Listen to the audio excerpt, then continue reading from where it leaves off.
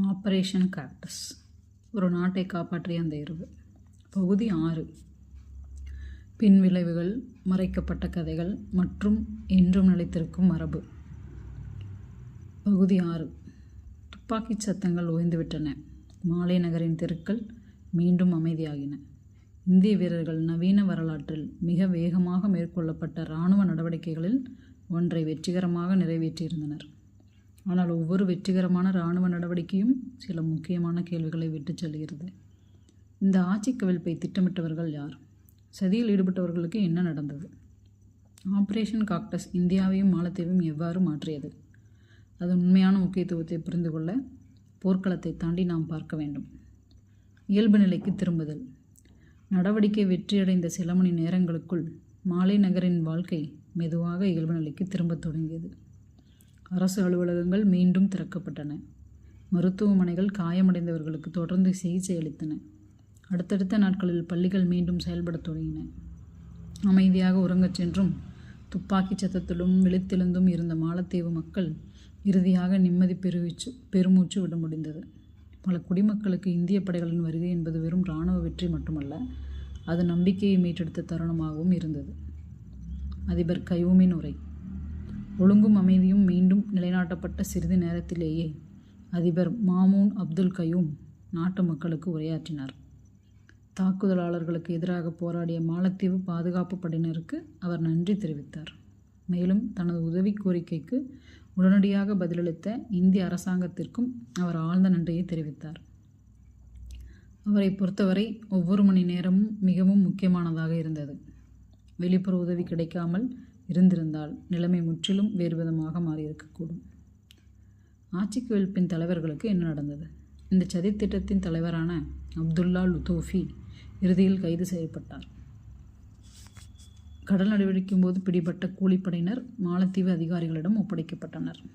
ஆட்சி கவிழ்ப்பு முயற்சியில் அவர்கள் ஆற்றிய பங்கிற்காக அவர்கள் சட்ட ரீதியான நடவடிக்கைகளை எதிர்கொண்டனர். தோல்வியடைந்த அந்த நடவடிக்கை வன்முறையின் மூலம் ஒரு அரசாங்கத்தை எளிதில் வீழ்த்து விடலாம் என்று நினைத்தவர்களுக்கு ஒரு கடுமையான எச்சரிக்கையாக அமைந்தது. ஆபரேஷன் காக்டஸின் பின்னால் இருந்த வீரர்கள்.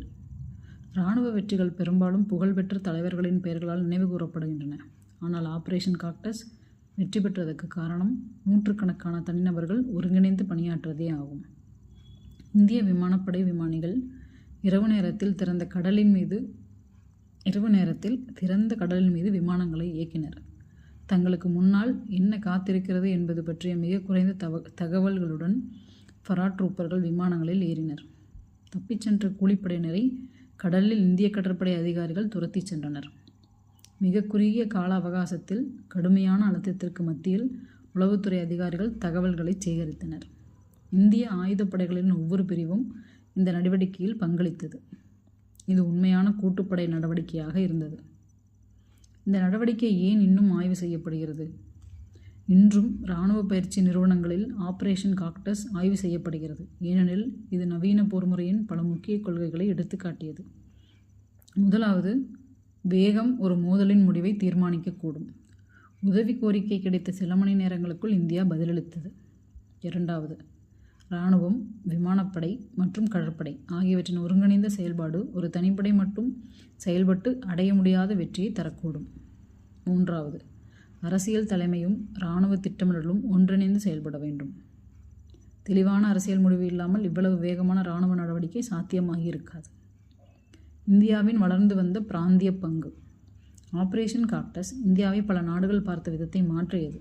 இந்திய பெருங்கடல் பிராந்தியத்தில் நிலைத்தன்மையை பாதுகாக்கும் திறனும் அதற்காக உதவும் முனையும் விருப்பமும் இந்தியாவுக்கு இருப்பதை இந்த நடவடிக்கை வெளிப்படுத்தியது. முக்கியமாக நெருக்கடி முடிந்த பிறகு இந்தியா மாலத்தீவில் தொடர்ந்து தங்கவில்லை. தேர்ந்தெடுக்கப்பட்ட அரசாங்கத்தின் ஆட்சி பாதுகாப்பாக நிலைநிறுத்தப்பட்டதும் இந்திய படைகள் மாலத்தீவிலிருந்து வெளியேறின. இதன் மூலம் பிற நாட்டின் நிலப்பரப்பை கைப்பற்றுவதற்காக அல்ல, அரசியலமைப்பு சட்டப்படி அமைந்த ஆட்சியை மீட்டெடுப்பதற்காகவே இந்தியா தலையிட்டது என்ற இந்தியாவின் நிலைப்பாடு மேலும் வலுப்பெற்றது. இந்தியா மாலத்தீவு உறவுகள். அடுத்தடுத்த ஆண்டுகளில் இந்தியாவுக்கும் மாலத்தீவுக்கும் இடையிலான ஒத்துழைப்பு மேலும் விரிவடைந்தது.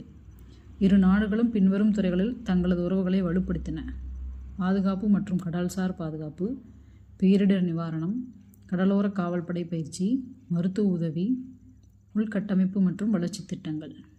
பல தசாப்தங்களாக இருந்த இருநாட்டு உறவில் அரசியல் ஏற்றத்தாழ்வுகள் ஏற்பட்டிருந்தாலும் ஆபரேஷன் காக்டஸ் இன்றும் பரஸ்பர நம்பிக்கையின் வலுவான அடையாளங்களில் ஒன்றாக திகழ்கிறது. நவீன உலகிற்கான பாடங்கள்.